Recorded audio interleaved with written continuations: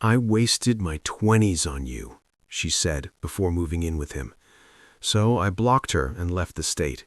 She showed up at my engagement party begging for another chance. Hey viewers, before we move on to the video, please make sure to subscribe to the channel and hit the like button if you want to see more stories like this. Thanks. I came home 3 days early from a work trip to surprise Vanessa. We'd been together for 6 years, since we were 23, and I'd been thinking about proposing soon. I had the ring already, custom made, exactly what she described years ago when we talked about getting married someday. The apartment was quiet when I opened the door. Not empty quiet, tense quiet. Vanessa was in our bedroom, packing a suitcase. Not the small one she used for weekends, the big one, the one we'd bought together for our trip to Europe that we'd been saving for. "Hey," I said from the doorway. "What's going on?" She jumped, spun around. For a second, she looked guilty. Then her face hardened into something I'd never seen before. Irritation, like I'd interrupted something important. "You're back early," she said flatly. "Meetings wrapped up faster than expected. I wanted to surprise you." I stepped into the room, looking at the suitcase, at the clothes she was folding with deliberate care. "Where are you going?" She sighed. Actually sighed, like I was being difficult. "Marcus, we need to talk." Those 4 words. I felt my stomach drop. "Okay," I said carefully. "Let's talk." She kept packing, wouldn't look at me. "I'm moving out. I've been meaning to tell you, but the timing was never right." "Moving out? What do you mean, moving out? Did something happen? Are you okay?" "I'm fine. More than fine, actually." She zipped up a makeup bag. "I've been seeing someone else." The words hit me like physical objects. I actually took a step back. "What?" "Dylan, from work. Well, not my work. He's in pharmaceutical sales. We met at that networking event 4 months ago. Remember when I came home late that Thursday?" "For months. For months. You've been cheating on me for 4 months? Don't say it like that. We grew apart. Marcus, you have to have felt it too." "I didn't feel anything wrong. I thought we were happy. I stopped trying to organize thoughts that were scattering like dropped papers. "Why didn't you just talk to me? If you were unhappy, we could have worked on it. We could have gone to counseling or—" "Oh my God, Marcus, counseling?" She laughed, actually laughed. "That's so like you. Your solution to everything is to process it to death, talk about it until it makes sense. Some things don't make sense. Some things just are." "Vanessa, we've been together for 6 years. 6 years! You don't just throw that away without even trying to." "I'm not throwing anything away." She finally looked at me. Her eyes were cold, distant. "I wasted my 20s on you. Looking at you now, I don't even recognize the girl who thought you were worth it." The words hung in the air between us. I couldn't speak, couldn't process what I just heard. She kept going. "Do you know what my friends say when we all get together? When they're talking about their boyfriends taking them to Miami, to Cabo, on spontaneous weekend trips? I have to talk about how we're saving for a house, how we stay in on Saturdays to meal prep for the week. Do you know how pathetic that sounds? We agreed to save for a house. You said you wanted— I said what I thought I wanted at 23. I'm 28 now, Marcus. I'm not the same person. And frankly, neither are you. Except you kind of are. That's the problem." "I don't understand what you're saying." "I'm saying we go to bed at 10 p.m. on Saturdays. Dylan actually knows how to have fun. He's spontaneous, he's exciting. When I'm with him, I feel like I'm in my 20s, not cosplaying as someone's suburban wife in training." Each word was a cut, clean and precise. "I told you last month you loved our life," I said quietly. "I was lying to myself, or maybe to you. I don't know anymore, but I'm done pretending this is enough. You're planning for a future I don't even want. A house in the suburbs, kids by 30. Marcus, I'm suffocating. I need more than this, more than you." I stood there, watching her pack, watching 6 years get folded into his suitcase like it was nothing, like I was nothing. "So that's it? You just leaving?" "Dylan's picking me up in 20 minutes. I'll come back for the rest of my stuff next week when you're at work. I think it's easier that way. Easier for who? She didn't answer, just kept packing. I walked to the living room, sat on the couch we'd picked out together at IKEA, assembled together at midnight because we couldn't wait. I heard her moving around in the bedroom, heard her phone buzz, heard her laugh at something. She was texting him while I sat 15 feet away. She was texting him. 20 minutes later, she rolled her suitcase through the living room. I didn't look up. "I'll text you about when to get my stuff," she said. I didn't respond. "Marcus, don't be like this. We can be adults about it." I looked at her then, really looked at her, and I realized I was looking at a stranger. "Get out, Vanessa." "Excuse me?" "You heard me. Get out." She opened her mouth to say something, thought better of it, and left. I went to the window, watched a silver Audi pull up, watched Dylan get out, tall, tan, expensive haircut, watched him hug her, kiss her, load her suitcase into his trunk like he'd done it 100 times before, watched them drive away. Then I sat in the dark for 3 hours, not moving, not thinking, just existing in the space between who I was that morning and whoever I was going to have to become. The next day, I called in sick. Not sick, devastated.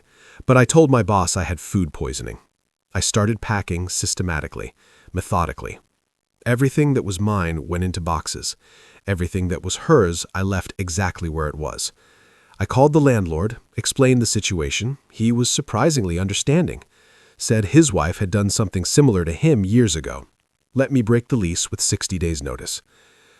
I called my friend Alex. "Hey man, I need a favor. Can I crash at your place for a while?" "Of course. Everything okay?"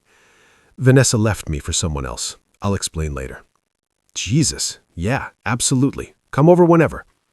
I packed my car, took one last look at the apartment, at the life I'd thought I was building. Then I left my key on the counter and walked out.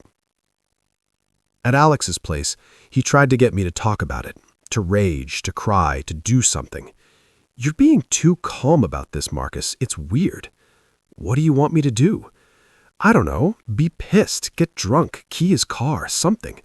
"What's the point?" "The point is she cheated on you for 4 months and then said you wasted her 20s. The point is that's fed up."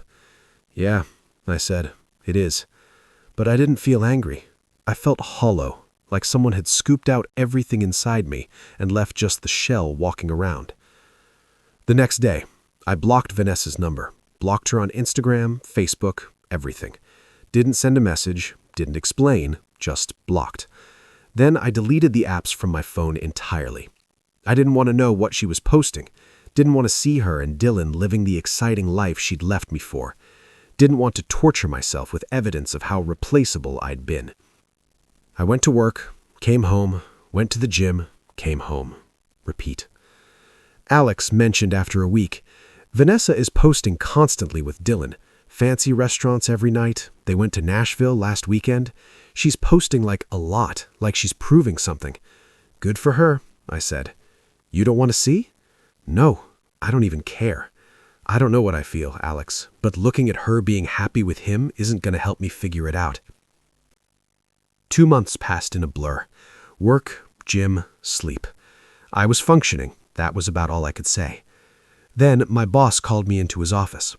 "Marcus, we're opening a new division in Seattle. I want you to head the project management team. It's a promotion. Senior PM, substantial raise, full relocation package." "Seattle? That's across the country." "I know it's a big move, but I think you're ready for it. And honestly, I seem like you could use a fresh start." He didn't say he knew about Vanessa, but he knew. Office gossip travels fast when you work with your girlfriend's former co-workers' friends. When would I start? 6 weeks. Is that enough time? I thought about it for exactly 3 seconds. Yeah, I'll do it.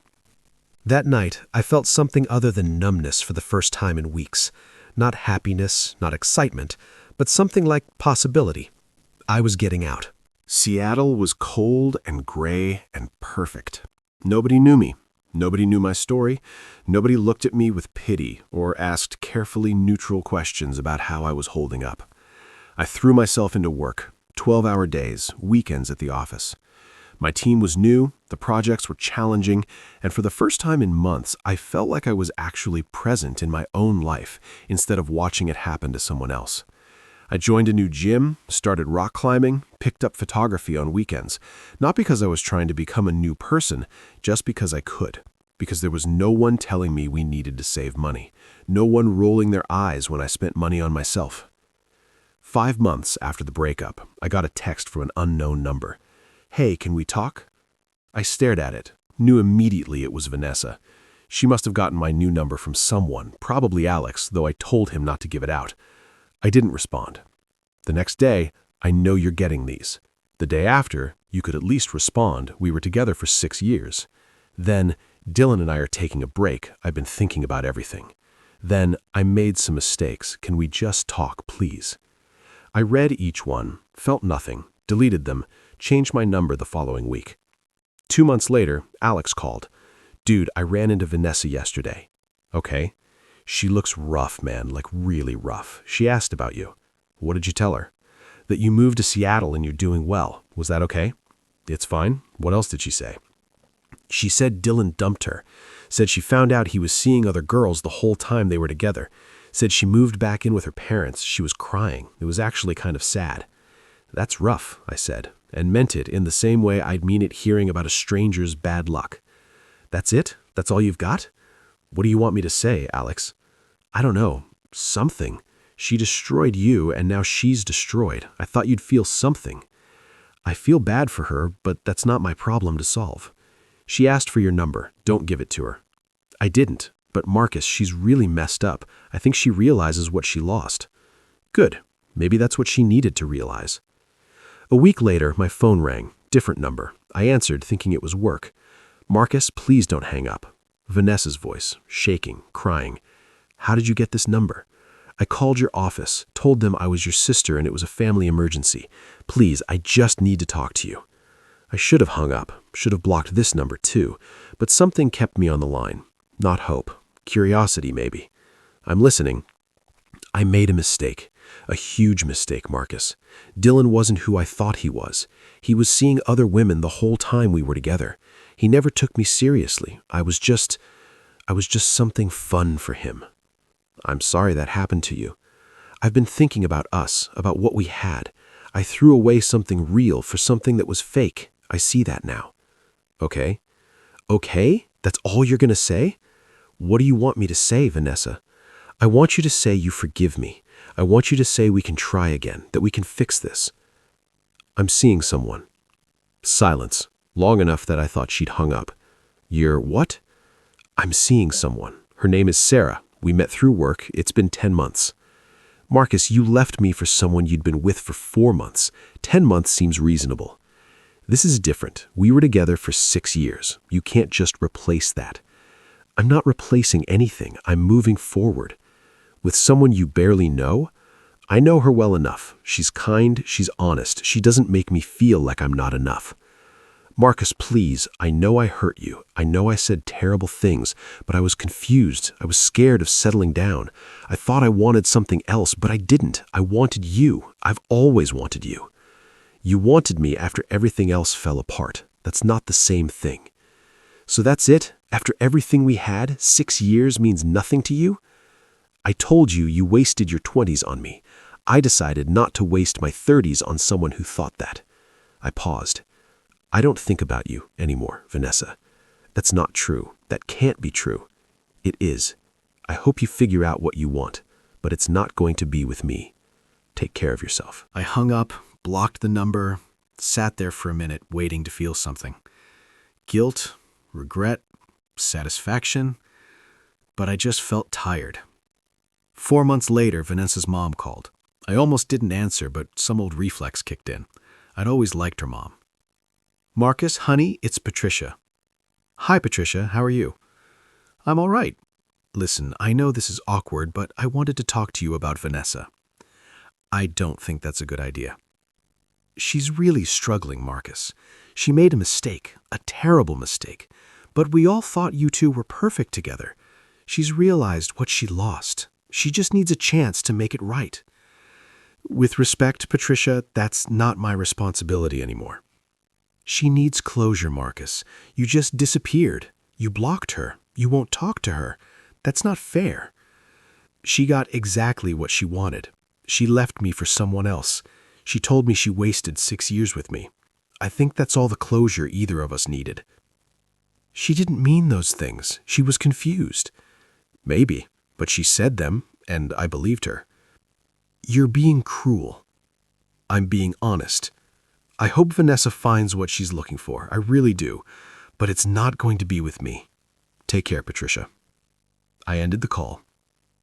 The next week, her best friend, Hannah, messaged me on LinkedIn, apparently one of the few platforms I hadn't blocked her on. You're being really cold. She knows she messed up. Everyone makes mistakes. The Marcus I knew would have at least given her a chance to apologize properly. I blocked her too. Then came the email. Long, single-spaced, sent at 2:47 a.m. It started apologetic, how she'd made the biggest mistake of her life, how she thought about me every day, how she'd give anything to go back and make different choices. Then it turned, how I'd given up so easily, how I'd never fought for us, how I'd just disappeared like 6 years meant nothing, how I was cold, emotionless, how maybe she'd been right, maybe I'd never really loved her at all, because someone who loved her would have fought to get her back. It ended with, I guess I was right. You never really loved me anyway. You just loved the idea of me. The moment I stopped being convenient, you erased me. Maybe Dylan was a mistake, but at least he actually felt something. I read it twice. Then I deleted it. Felt absolutely nothing. 2 years after Vanessa walked out, I got invited to Jake's wedding. Jake was my buddy from college, one of the few people who'd stayed consistently in touch after I'd moved to Seattle. You should bring Sarah, he said over the phone. I want to meet this woman who's got you smiling again. I'll ask her. Where's the wedding? Hartford. That's your hometown, right? Yeah, haven't been back in a while. Well, it'll be good to see you, man. Fair warning, though, Vanessa's invited. She was Rachel's roommate in college. I wanted to give you a heads up in case that's weird. I paused, waited for the tightness in my chest, the anxiety, something. Nothing. It's fine. That was a long time ago. You're sure? Yeah, I'm sure.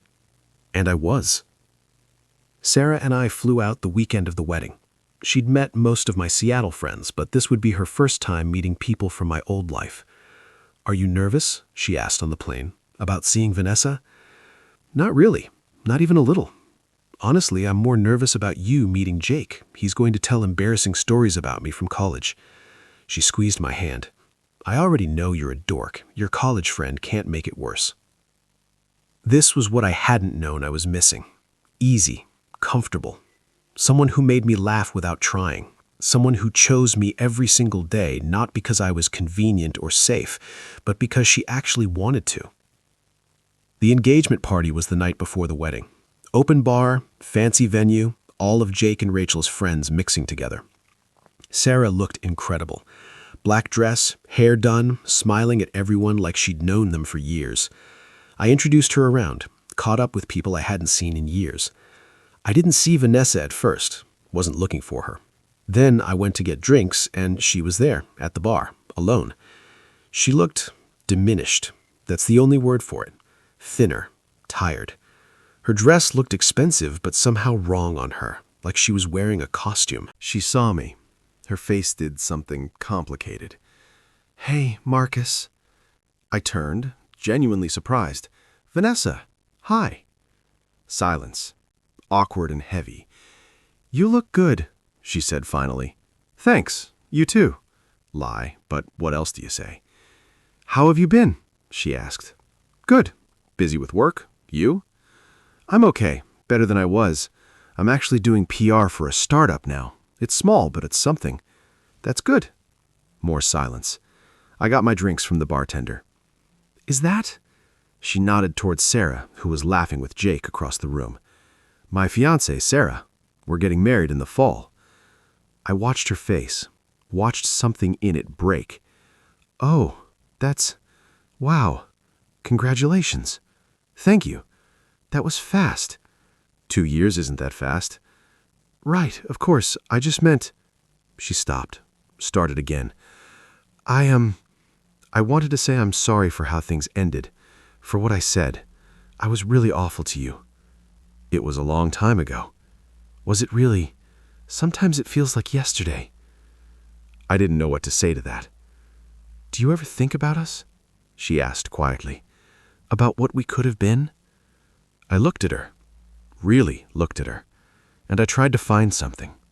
Some remnant of what I'd felt, some echo of the person I'd been when I'd loved her. Nothing. Not really, I said honestly. I think about it all the time, about you, about how stupid I was. Her voice cracked. I threw away the best thing I ever had, Marcus. I know that now. I knew it the day Dylan left. I knew it every day after. I was so stupid. You made a choice. We both did. I don't blame you anymore. But do you forgive me? I thought about it. Really thought about it. Yeah, I said. I forgive you. But that doesn't change anything. It could. We could try again. We could. Vanessa. No. Why not? You forgave me. You just said forgiving you doesn't mean I want you back. It means I stopped carrying what you did to me. That's for me, not for you. So that's it. You're just done? After everything we had? Sarah appeared at my elbow then, perfectly timed. Hey, babe. Jake wants to do a toast soon. She smiled at Vanessa. Hi, I'm Sarah. Vanessa stared at her, at me, at Sarah's hand on my arm. Vanessa, she managed. We used to date. Oh. Sarah's smile didn't falter. It's nice to meet you. They shook hands. I watched Vanessa's face as she took in Sarah, watched her see what I'd found after her. Someone who looked at me like I was exactly enough. Someone who lit up when I walked into a room. Someone who chose me and kept choosing me. We should get back, I said. Good to see you, Vanessa. Take care of yourself. I took Sarah's hand and walked away. Didn't look back. That night, Sarah asked me about it. That was her, wasn't it? The one who left you? Yeah. She's still in love with you. I know. Does that feel good? Like revenge? No. It just feels sad. For her. But not for you. Not for me. Not anymore. She kissed me. Good. Because you're stuck with me now. Lucky me, I said, and meant it. The next day was the wedding. I was a groomsman, so I was busy most of the day. Saw Vanessa sitting at a table on the bride's side during the ceremony.